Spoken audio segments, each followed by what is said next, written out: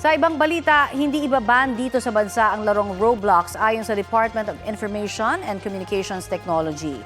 Yan po ang resulta ng pulong ng ahensya, Cybercrime Investigation and Coordinating Center, mga opisyal ng Roblox, mga law enforcement agency at ng private sector. Ayon sa DICT, inilatag at ipinaliwanag ng Roblox ang mas mahigpit nitong safeguards sa kanilang laro. Kabilang po dyan ang mas istriktong pag-monitor at content controls na angkop sa mga edad ng naglalaro nito. Sisimulan din sa April 12 ang information campaign para magabayan ang mga nakatatanda o magulang sa paggamit ng mga inilagay na safeguards. Binigyang diin at muling pinapaalala po ng DICT na ang digital safety ay responsibilidad na platform, gobyerno at ng bawat pamilya.